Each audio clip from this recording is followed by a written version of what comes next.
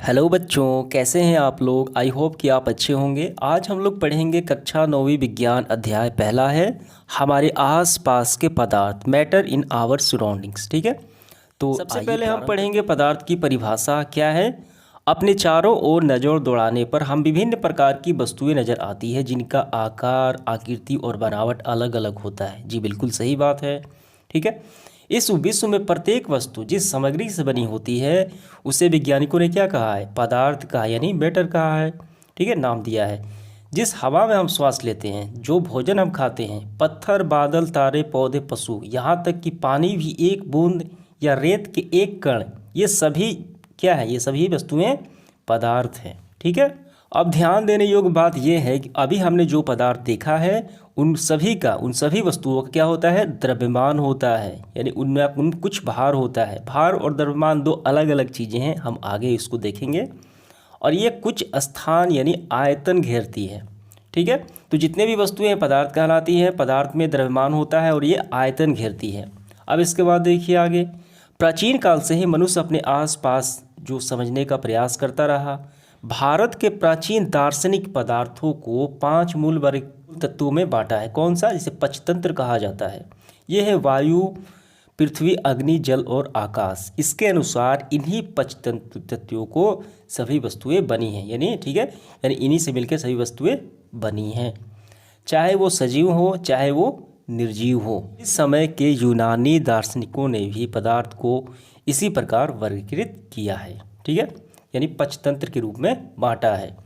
आधुनिक वैज्ञानिकों ने, आज के ज़माने यानी नए युग के वैज्ञानिकों ने पदार्थ को भौतिक गुणधर्म एवं रासायनिक गुणधर्म के प्रकृति पर 2 प्रकार से वर्गीकृत किया है। कैसे किया है, भौतिक रूप में और एक रासायनिक रूप में। यहाँ पे समझिए आप, इस अध्याय में यानी ये जो चैप्टर है हमारे आसपास के पदार्थ, हम इस अध्याय में पदार्थ के भौतिक गुण पर हम इसको अध्ययन करेंगे। ठीक है, और पदार्थ के रासायनिक पहलुओं को हम अगले अध्याय में पढ़ेंगे। तो हमें क्या पढ़ना है इसमें, पदार्थ के भौतिक गुण। तो इसके बाद देखिए 1.1 पदार्थ का भौतिक स्वरूप। ठीक है, पदार्थ कणों से मिलकर बना है। ठीक है, आइए समझते हैं। बहुत समय पहले पदार्थ की प्रकृति के बारे में 2 विचारधाराएं प्रचलित थी। एक विचारधारा यह मानना था कि पदार्थ जो है वो लकड़ी के टुकड़ों की तरह सतत पदार्थ होते हैं। ठीक है, परंतु अन्य विचारधारा यह मानना था कि पदार्थ रेत की तरह यानी बालू के जो छोटे छोटे कण हैं उससे मिलकर बना है। ये पहले के समय की ये विचारधाराएं थी। ठीक है, तो आइए यहाँ पे एक क्रियाकलाप द्वारा हम पदार्थ के स्वरूप के बारे में हम देखते हैं कि पदार्थ कैसे आखिर बना है। तो देखिए यहाँ पे क्रियाकलाप 1, तो क्या लेना है, 100 ml एक बीकर लेना है और उस बीकर में जल से आधा भरकर हमें जल स्तर का निशान हमें लगा देना है। दूसरा, और उस बीकर में हमें नमक या शर्करा को कांच की छड़ी से मदद से जल में घोल लेना है। अब देखना है कि देखिए जल के स्तर में आए बदलाव को ध्यान देना है। आपके अनुसार नमक या शर्करा क्या हुआ, वो तो घुल गया, ये कहाँ गायब हो गए। क्या जल के स्तर में कोई बदलाव आया, जी बिल्कुल बदलाव नहीं आया। तो जल के कणों में रिक्त स्थान में वो नमक या शर्करा घुल गए। ठीक है, तो इन प्रश्नों के उत्तर पाने के लिए हमें विचार को स्वीकारना होगा कि सभी पदार्थ कणों से बने होते हैं। यानी हम ये एक्सपेरिमेंट यानी क्रियाकलाप से हम समझते हैं कि पदार्थ के वो कणों से मिलकर बने होते हैं। उपरोक्त क्रियाकलाप में चम्मच में रखी गई नमक या शर्करा अब पूरे पानी में घुल गई, जैसा चित्र में दर्शाया गया है 1.1। तो यहाँ पे देखिए, जब हम जल में नमक घोलते हैं तो नमक के कण जल के कणों के बीच रिक्त स्थानों में क्या हो जाते हैं, समावेशित हो जाते हैं, यानी उसमें घुल जाते हैं और जल का स्तर नहीं बढ़ता और वही रहता है। ये समझ में आ गया कि जो पदार्थ हैं वो छोटे छोटे कणों से मिलकर बने हैं, जो काफ़ी सूक्ष्म होते हैं, हम नंगी आंखों से नहीं देख सकते। अब दूसरा देखिए क्या है, पदार्थ के कण कितने छोटे होते हैं। अब यहाँ पे हम क्रियाकलाप की मदद से हम लोग समझेंगे। देखिए, पोटेशियम परमैंगनेट के 2 या 3 क्रिस्टल को 100 ml पानी में ये घोलना है। ये 100 ml पानी है, यहाँ पे घोलना है हमें। इस घोल में लगभग 10 ml घोल निकालकर उसे 90 ml जल में मिला देना है और फिर उपरोक्त घोल को 10 ml निकालकर फिर 90 ml जल में मिला देना है और ये प्रक्रिया 5 से 8 बार करनी है। तो हम क्या जल अभी रंगीन है, तो यहाँ पे समझिए आप क्या है यहाँ पे। तो यहाँ पे 100 ml जल लिया, उसमें क्या डालना है, पोटेशियम परमैंगनेट हमने डाला। ठीक है, और इसमें से 10 ml यानी इसमें से लेकर इस जल में हमने डाला। तो ये देखिए इसका रंग कैसा है और इसका ये हल्का थोड़ा सा हो गया। अब इसमें से हम 10 ml लेकर इस जल में डालते हैं तो इसके रंग थोड़ा सा इसमें हल्का हो गया, फिर इसमें से इस, ठीक है, तो हल्का होते जाएगा। तो इससे क्या मतलब समझ में आया? अनुमान लगाइए कि पदार्थ के कण इतने छोटे हैं कि प्रत्येक बार तनुकृत करने पर घोल का रंग हल्का होता जाता है, फिर भी पानी रंगीन नज़र आता है। ठीक है, तो इस प्रयोग से हम क्या समझते हैं? तो ये प्रयोग दर्शाता है कि पोटेशियम परमंगनेट के बहुत थोड़े से क्रिस्टल से पानी से बहुत अधिक मात्रा में यानी 1000 लीटर को भी रंगीन हो जाती है। ये हम समझते हैं, यानी 1 चम्मच यहाँ से इसमें हम 1 चम्मच डालें और इसी से लेकर देखिए हम कितनी बार डालें तो सभी हल्के हल्के रंगीन हो ही जाते हैं। ठीक है, ये कण छोटे छोटे कणों में विभाजित होते रहते हैं। अंततः एक ऐसी स्थिति में ये कण और छोटे भागों में विभाजित नहीं किए जा सकते। पोटेशियम परमंगनेट की जगह हम 2 ml डिटॉल को भी ले सकते हैं। ठीक है, जहाँ उसकी महक हमें ये मिलती रहती है, हम उसको आगे ले जाते हैं। तो हम ये निष्कर्ष निकाल सकते हैं कि पदार्थ के कण बहुत छोटे होते हैं, इतने छोटे की कल्पना भी नहीं कर सकते हैं। ठीक है, तो अब इसके बाद 1.2 में हमें देखिए पदार्थ के कणों के अविलक्षण गुण क्या है। पदार्थ के कणों के बीच रिक्त स्थान होता है। हमने एक्सपेरिमेंट 1.1 पानी में नमक घोल के देखा। ठीक है, तो नमक कहाँ चला गया? पानी के रिक्त स्थान में चला गया। ठीक है, तो रिक्त स्थान होते हैं। और पोटेशियम परमंगनेट के कण समान रूप से पानी में वितरित हो जाते हैं, तो हमने वो भी देखा। इस प्रकार जब हम चाय, कॉफ़ी या नींबू बनाते हैं तो एक पदार्थ के कण दूसरे पदार्थ के रिक्त स्थान में समावेशित हो जाते हैं, यानी उसमें समा जाते हैं, घुल मिल जाते हैं। ये दर्शाता है कि पदार्थ के कणों के बीच रिक्त स्थान होते हैं। ये समझ में आ गया, एग्जाम्पल के माध्यम से हमने देखा। अब इसके बाद देखिए 1.2 पदार्थ के कण निरंतर गतिशील होते हैं। ये आपको ध्यान रखना है, ये सभी गुण होते हैं। ठीक है, पदार्थ के कण निरंतर गतिशील होते हैं, तो इसको हम लोग इस तरीके से समझ सकते हैं। देखिए दिया गया है क्रियाकलाप। अपनी कक्षा में किसी कोने में एक बुझी हुई अगरबत्ती रख दें। ठीक है, उसकी सुगंध लेने के लिए आपको कितनी समीप जाना होगा, यानी उसके पास जाना होगा क्योंकि वो बुझी हुई है। अब अगरबत्ती जला दे तो क्या हुआ? क्या दूर से ही आप सुगंध मिलती है? जी बिल्कुल मिलती है। इससे प्रेक्षण को नोट करें तो हम ये पाते हैं कि वायु के कणों के मध्य जो अगरबत्ती के गंध के कण हैं वो घुल मिल जाते हैं। ठीक है, तो हम अगरबत्ती को दूर से ही गंध ले पाते हैं। समझ में आ गया। अब इसके बाद देखिए 1.4 की मदद से भी हम इसको समझ सकते हैं। जल से भरे 2 गिलास या 2 बीकर लेना है। पहले बीकर में एक सिरे में सावधानी से एक बूंद लाल या नीली स्याही डाल दें और दूसरे में शहद डाल दें। आपको अपने घर या कक्षा में एक कोने में रख दें।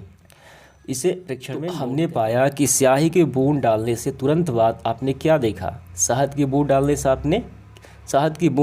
से आपने क्या देखा? स्याही का रंग पूरे जल में एक समान रूप से फैलने में कितनी देर या घंटे लगते हैं? तो हमने देखा कि स्याही के बूंद जल में डालने से वो धीरे धीरे उसमें फैलने लगता है और शहद का भी उसमें फैलने लगता है। ठीक है, तो स्याही का रंग पूरे जल में एक समान रूप से फैलने में कितने दिन या घंटे लगते हैं? ये तो काफ़ी कम समय में फैलने लगता है। ठीक है, समझ में आ गया। अब इसके बाद देखिए क्रियाकलाप 1.5 में क्या है। एक गिलास गर्म पानी और दूसरे में ठंडा पानी हमें भर लेना है। ग्लास में कॉपर सल्फेट या पोटेशियम परमंगनेट का एक क्रिस्टल डालें और रख दें और हिलाएं नहीं, हमें हिलाना नहीं है। क्रिस्टल को सतह पर बैठने दें। क्रिस्टल को सतह पर बैठने यानी पानी के नीचे बैठने दें उस पात्र में। ग्लास में ठोस क्रिस्टल ऊपर क्या दिखाई देता है? समय बीतने पर क्या होता है? ठीक है, इससे ठोस या द्रव कणों में क्या पता चलता है? क्या समान तापमान में मिश्रित होने की दर बदलती है? तो उपरोक्त तीनों क्रियाकलाप कर यहाँ पे समझेंगे। जो हमने क्रियाकलाप देखा 1.3, 4 और 1.5, हम ये निष्कर्ष निकाल सकते हैं कि पदार्थ के कण निरंतर गतिशील होते हैं। तो क्रिस्टल डालने पर वो धीरे धीरे उसमें घुलने लगता है। क्या होता है? उसमें घुलने लगता है। और यह क्या तापमान के साथ मिश्रण दर बदलती है? तापमान अगर बढ़ा दे तो घुलने की दर भी बढ़ जाती है। तो हमने ये तीनों एक्सपेरिमेंट में देखा कि पदार्थ के कण निरंतर गतिशील होते रहते हैं, अर्थात उसमें गतिज ऊर्जा होती है। तापमान बढ़ने से कणों में गतिज ऊर्जा तेज़ी से बढ़ जाती है। इसलिए हम कह सकते हैं कि तापमान बढ़ने से कण की गतिज ऊर्जा भी बढ़ जाती है। अगर इसको ऐसे भी हम समझ सकते हैं कि एक पात्र में अगर चीनी लें, उसमें घुलाएं, तो एक ऐसा समय आएगा कि वो नहीं घुलेगा। अगर उसको हम गर्म करें, ठीक, और उसमें चीनी डालें, तो गर्म करने से और उसमें चीनी घुल सकता है। ठीक है, ये हम जानते हैं। उपरोक्त तीनों क्रियाकलापों में हमने देखा कि पदार्थ के कण अपने आप ही एक दूसरे के साथ अंतर्मिश्रित हो जाते हैं। ऐसे कणों के रिक्त स्थानों में समावेशित होने के कारण होता है। ये दोनों पदार्थों के कणों का स्वतः मिलना ही क्या कहलाता है? विसरण कहलाता है।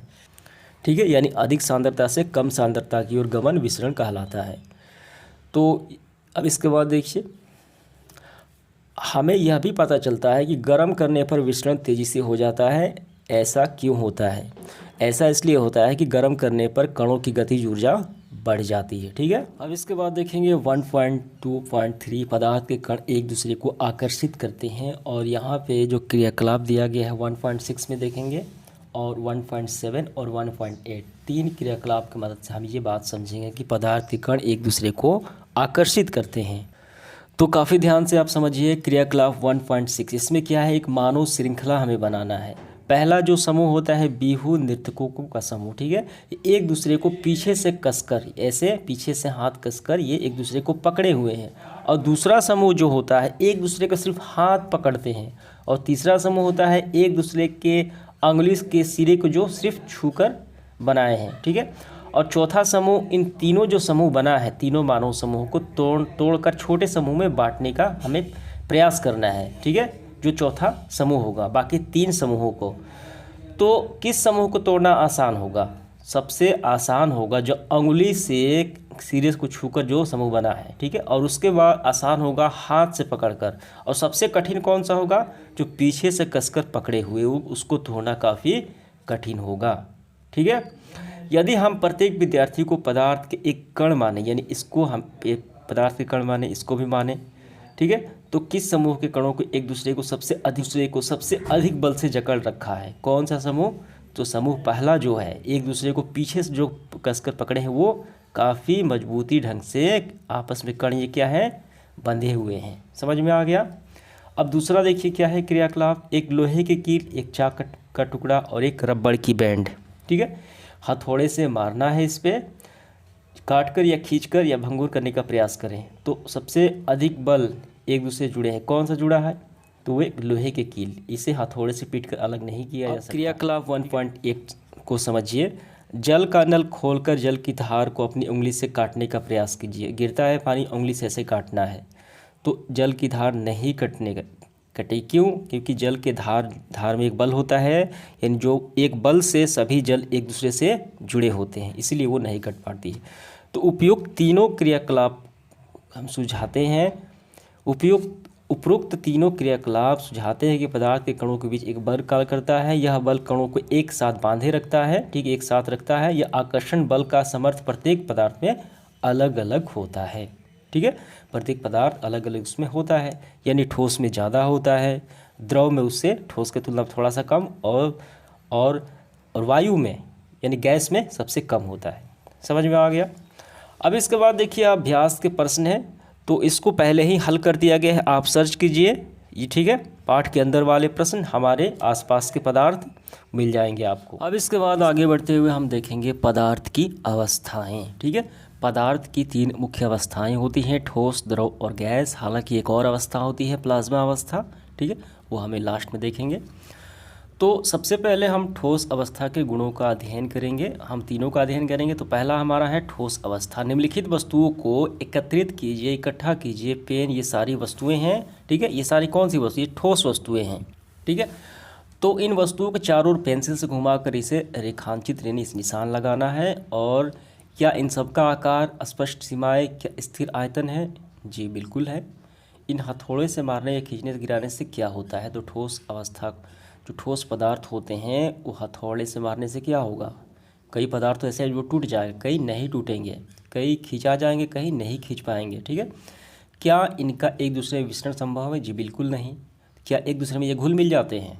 हम पेन को, कलम को हाथ में रखेंगे तो क्या हम हमारे हाथों में ये घुल मिल जाएगा? बिल्कुल नहीं, ऐसा नहीं होगा।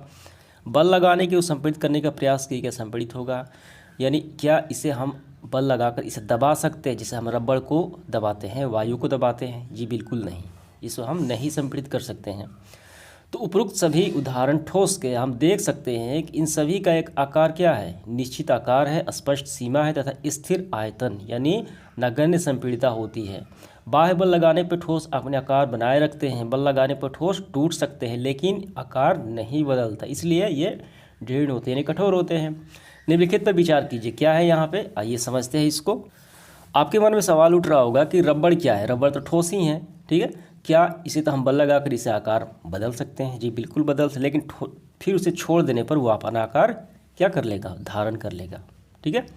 विभिन्न आकार के बर्तन को चीनी या नमक में घोल में ले सकते हैं, क्या ये ठोस है? जी बिल्कुल ठोस है। स्पंज क्या है? स्पंज यह ठोस है, फिर भी इसका संपीड़न संभव है, क्यों?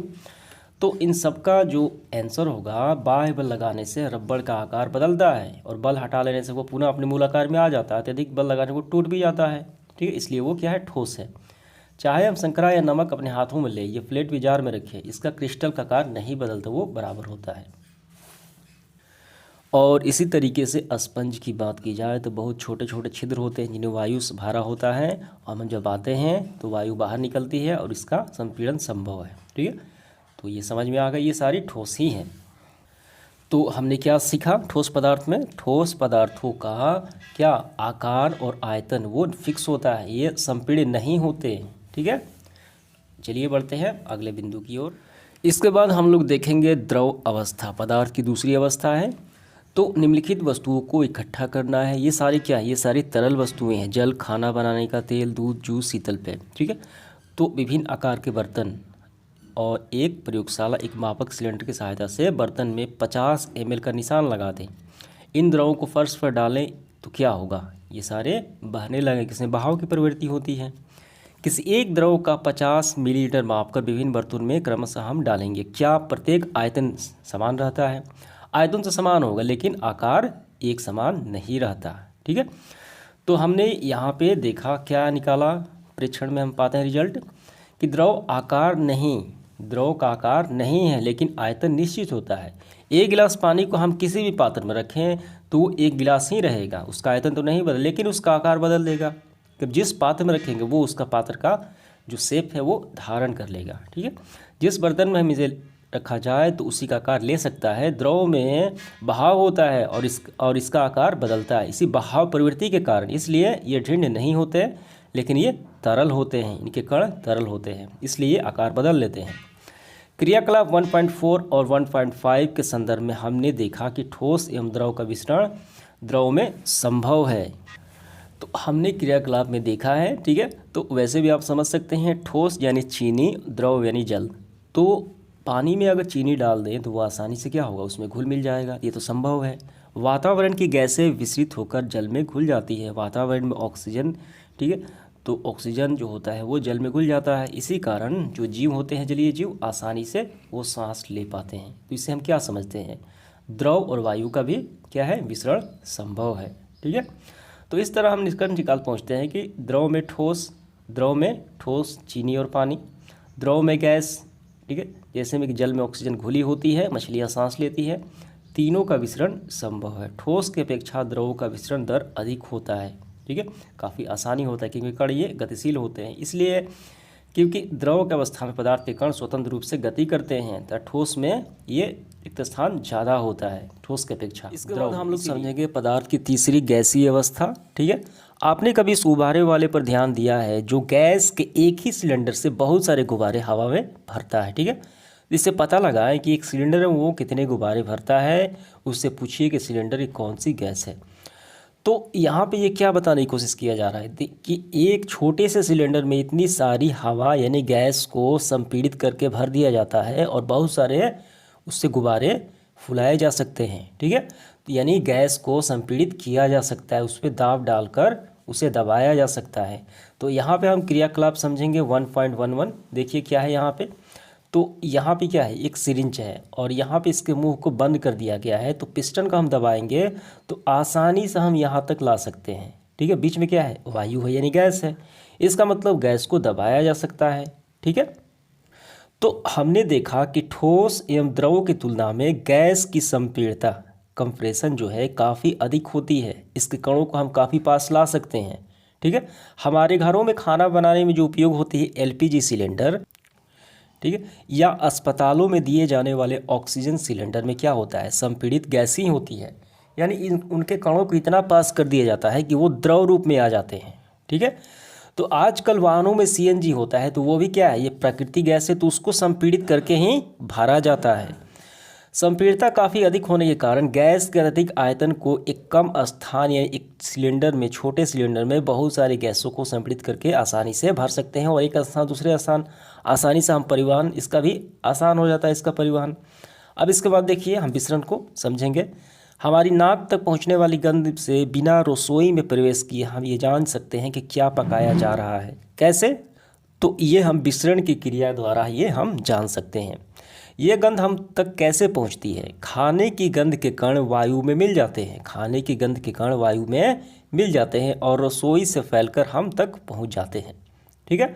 यह गंध के कण दूर भी जा सकते हैं। पके हुए गर्म खाने की महक हमारे पास कुछ ही क्षणों तक पहुंच जाती है, यानी बहुत जल्दी पहुंच जाती है। क्यों? क्योंकि इसकी तुलना ठोस एवं द्रव के मिश्रण से करें तो देखिए काफ़ी जो पका हुआ खाना होता है उसके कण जो है वो गतिशील ज़्यादा हो जाते हैं, उनमें गतिज ऊर्जा आ जाती है जो गर्म होता है, इसलिए वो जल्दी पहुंच जाते हैं और दूर तक पहुंच जाते हैं। तो यहाँ पे समझिए, तो ऐसा क्यों होता है? ये गैसों के विसरण के कारण ही होता है, यानी गैस में भी विसरण होता है। तो यहाँ पे समझिए, यहाँ पे पदार्थ यानी ठोस, द्रव और गैस के कणों की स्थिति बताई गई है। यहाँ पे कण देखिए कितने पास है, ठीक है, रिक्त स्थान कम है। यहाँ पे थोड़ा सा इससे ठोस की तुलना में रिक्त स्थान है, और गैस में इन कणों के मध्य ज़्यादा रिक्त स्थान है, यानी इनको संपीड़ित किया जा सकता है। गैसीय अवस्था में कणों की अनियमित और अत्यधिक तीव्र होती है। गैसीय अवस्था में कण की गति क्या होती है? अनियमित होती है, कोई नियम के अनुसार नहीं होती और काफ़ी ज़्यादा होती है। इस अनियमित गति के कारण ये कण आपस में एक बर्तन की दीवार से टकराते हैं, यानी एक बर्तन में रख दिया जाए वायु, ये क्या करेंगे? बर्तन की दीवार से वो वायु टकराएंगी। ठीक है। तो बर्तन पे गैस के कणों द्वारा प्रति इकाई क्षेत्रफल पर जो बल लगता है उसे क्या कहते हैं? गैस का दबाव कहते हैं। तो हम जिस वायुमंडल में रहते हैं तो वहाँ पे वायुमंडलीय दाब भी होती है, यानी वायु भी हम पर दबाव डालती है, वो वायुमंडलीय दबाव कहलाता है। समझ में आ गया? अब इसके बाद हम देखिए अगला बिंदु 1.4, क्या पदार्थ अपनी अवस्था को बदल सकता है? जी बिल्कुल बदल सकता है। अपने प्रेक्षण से हम ये जानते हैं कि जल पदार्थ की तीनों अवस्थाओं में रह सकता है। कैसे? देखिए ठोस जैसे बर्फ़, ठीक है, बर्फ़ यानी जल को हम जमा दें कम तापमान पे, वो क्या होगा? वो जम जाएगा, तो ठोस अवस्था में आ गया। थोड़ा उसमें तापमान बढ़ा दे, वो द्रव अवस्था में आ जाएगा, जल में आ जाएगा। और उसको तापमान बढ़ा दे, वो गर्म कर दे, तो वो गैसीय अवस्था जलवाष्प में वो चला जाएगा। ठीक है। तो अवस्था बदलने के दौरान पदार्थ के अंदर क्या होता है? अवस्था में परिवर्तन से पदार्थ के कणों में क्या प्रभाव पड़ता है? क्या हम इन प्रश्नों का उत्तर नहीं खोजना चाहिए? जी बिल्कुल खोजना चाहिए। तो अवस्था परिवर्तन क्या होता है ये? तो यहाँ पे समझिए, उस सवालों के आंसर हम यहाँ से समझेंगे। तो पदार्थ के अवस्था परिवर्तन में कणों का मतलब यही होता है कि अगर इनके कणों की स्थिति अगर ज़्यादा पास है, इसका मतलब वो गैसीय अवस्था में होंगे। अगर थोड़ा सा रिक्त स्थान बचा तो वो जल अवस्था में होंगे। ठीक है। तो ये हम तापमान को बढ़ाकर या दाब को बढ़ाकर कर सकते हैं।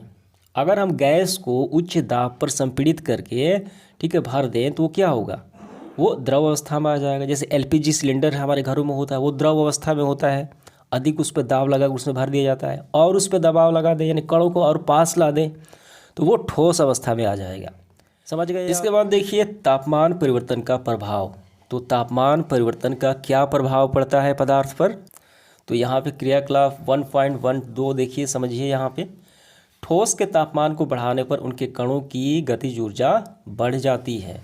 तो यहाँ पे देखिए क्रियाकलाप, तो यहाँ पे समझ लेते हैं हम लोग।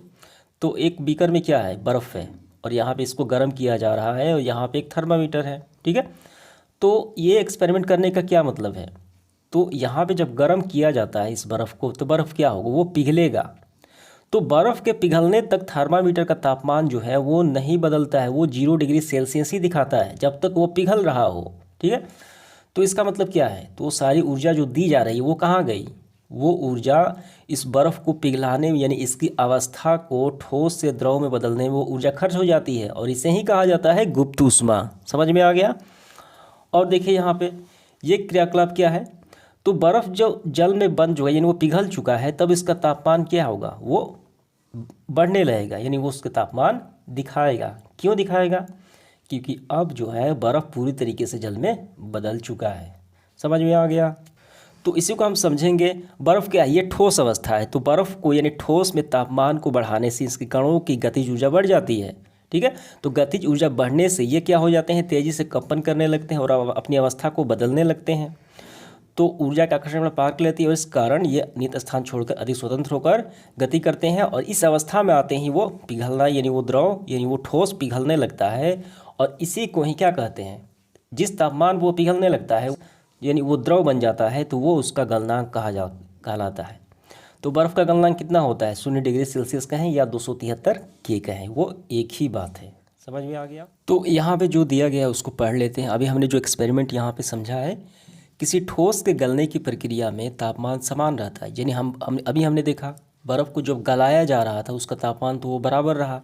तो ऐसे में ऊष्मीय ऊर्जा कहाँ जाती है? तो वो उसकी गुप्त ऊष्मा हो जाती है। ठीक है, तो जो ऊर्जा ठीक है ऊष्मीय ऊर्जा बर्फ में अवशोषित कर लेती है तो वो गुप्त ऊष्मा कहलाती है। ठीक है, अब यहाँ पे समझिए, वायुमंडलीय दाब पर 1 किलोग्राम ठोस को, वायुमंडलीय दाब पर, वायुमंडल में हम पे दाब लगाती है, 1 किलोग्राम ठोस को उसके गलनांक यानी उसको गलाने पर, द्रव में बदलने पर जितनी ऊर्जा ऊष्मीय ऊर्जा की आवश्यकता होती है उसे संकलन की प्रसुस्त ऊष्मा कहा जाता है। समझ में आ गया? अर्थात 0 डिग्री सेल्सियस यानी 273 के पर जल के कणों की ऊर्जा उसी तापमान पर बर्फ़ के कणों की ऊर्जा से अधिक होती है। जब हम जल में ऊष्मीय ऊर्जा देते हैं तो कण अधिक तेज़ी से गति करते हैं। एक निश्चित तापमान पर पहुंचकर कणों की इतनी ऊर्जा आ जाती है कि वे परस्पर आकर्षण बल तोड़कर स्वतंत्र हो जाते हैं, वो गैस में बदल जाते हैं। ठीक है, तो इस तापमान पर द्रव गैस में बदलना शुरू होता है। तो ये आपको समझ में आ गया। कोई बर्फ़ है तो बर्फ़ जो है, बर्फ़ की क्या होती है? तो बर्फ़ की ऊर्जा जो है कम होती है, किससे? जल की तुलना में। अगर जल में और ऊर्जा इसमें बढ़ा दे तो वो जल क्या हो जाएगा? वो जल अपना आकर्षण बल तोड़कर वो वाष्प में यानी जो गैस में बदल जाता है। अब इसके बाद यानी वायुमंडलीय दाब पर जिस तापमान पर द्रव उबलने लगता है वो उसका क्वथनांक कहा जाता है। तो पानी का क्वथनांक होता है 100 डिग्री सेल्सियस, केल्विन में 373 के होता है। तो यहाँ पे देखिए समझने वाला पॉइंट यहाँ पे है, ठोस अवस्था, कोई वस्तु है ठोस अवस्था में है तो ऊष्मा दी गई तो वो द्रव अवस्था में आ गई, तो और ऊष्मा दी गई तो वो गैस अवस्था में आ गई। ठीक है, बर्फ़ है, पानी है, पानी को और गर्म करें तो वो गैस या जलवाष्प बन गया। फिर देखिए कोई जलवाष्प है, गैस है, उसे ठंडा किया जाए तो वो पानी बन गया, और ठंडा किया जाए तो फिर से वो बर्फ़ बन गया। ठीक है, तो ऐसे तरीके से इसका रूप परिवर्तित होता है। समझ में आ गया? तो अतः हम कह सकते हैं कि तापमान बदलने से हम पदार्थ की एक अवस्था दूसरी अवस्था में बदल सकते हैं। समझ में आ गया? अब इसके बाद देखिए क्या है, अमोनियम क्लोराइड लें और यहाँ पे क्रियाकलाप 1.13 क्या है? ये ऊर्ध्वपातन की प्रक्रियाएं हैं। तो एक पदार्थ होता है अमोनियम क्लोराइड और एक होता है कपूर। एक ऐसा पदार्थ है, ये ठोस पदार्थ है, जब इसको हम गर्म करें तो ये जल वाष्प में ना बदल कर सीधे क्या होगा? ये गैस में बदल जाएगा। ये बिना द्रव में बदले ही सीधे गैस में बदल जाएगा। और वही गैस जब ठंडी हो जाएगी तब फिर वो ठोस में बदल जाएगा। ये पूरी प्रक्रिया ऊर्ध्वपातन कहलाती है। समझ में आ गया? इसके बाद देखिए 1.4.2 दाब परिवर्तन का प्रभाव किस पे? पदार्थ पे। तो दाब बढ़ाने या घटाने से पदार्थ की अवस्था में परिवर्तन हो सकता है। जी बिल्कुल हो सकता है। तो यहाँ पे पिस्टन, यहाँ पे सिलेंडर, तो ये कोई पदार्थ है, अगर इसका हम प्रेशर दे दें यानी यहाँ पे वायु समझें, कणों को हम पास ला दें दाब डालकर, तो इसकी जो है ये अवस्था परिवर्तन हो जाएगी। ये द्रव में आ जाएगा, और दाब डाल दें ये ठोस में आ जाएगा।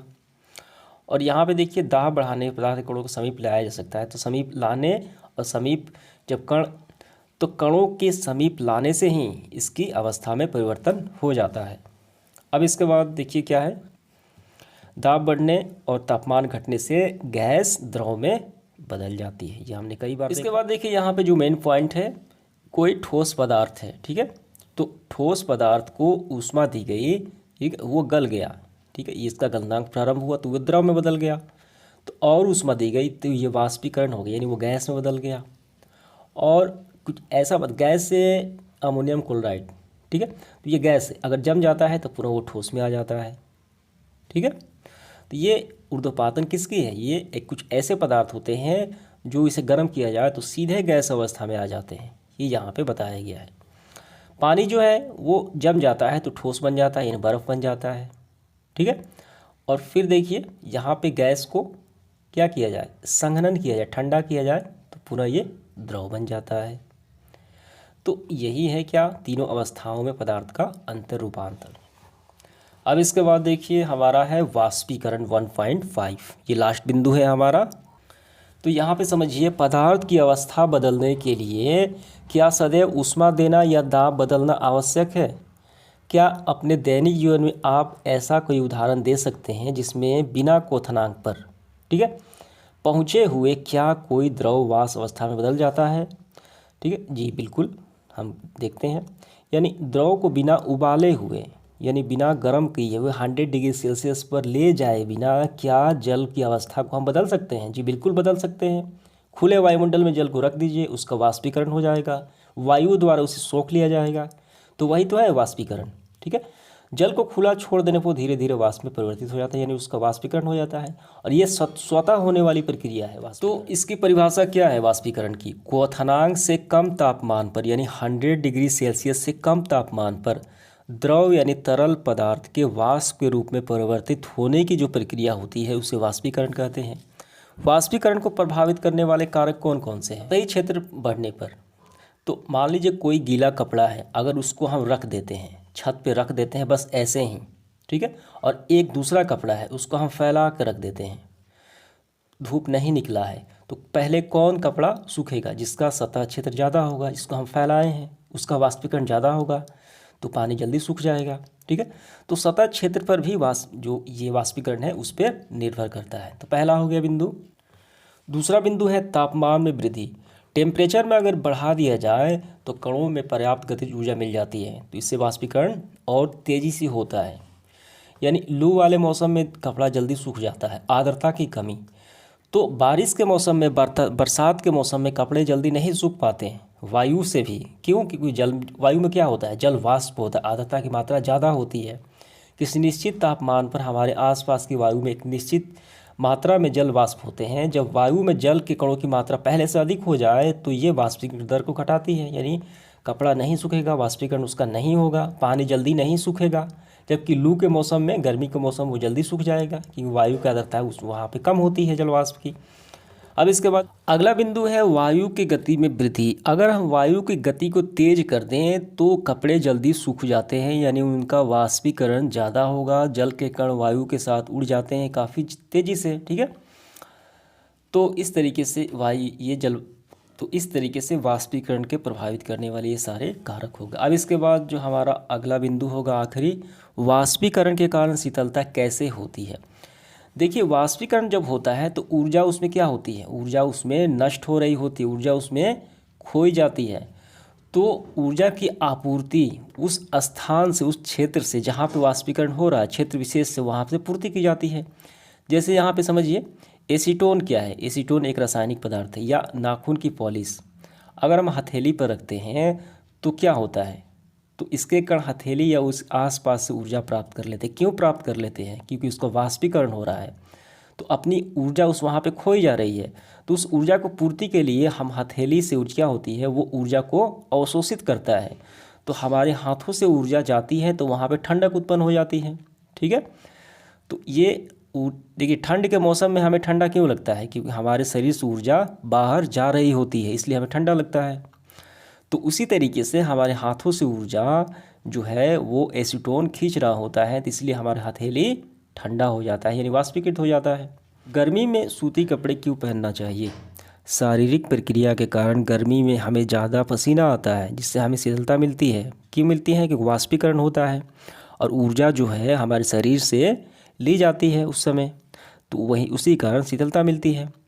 और एक और उदाहरण हम देख सकते हैं, सुराही में अगर पानी को रख दिया जाए तो वो ठंडा हो जाता है, क्योंकि सुराही में छोटे छोटे छिद्र होते हैं, उसका वाष्पीकरण हो रहा होता है, वहाँ पे ऊर्जा वहाँ पे नष्ट हो रही होती है, और ऊर्जा की आपूर्ति पानी से होती है, तो ऊर्जा जो है पानी से जा रहा होता है, तो इसलिए पानी ठंडा हो जाता है। ठीक है, तो ये सारे वाष्पीकरण के कारण ही संभव हो पाते हैं।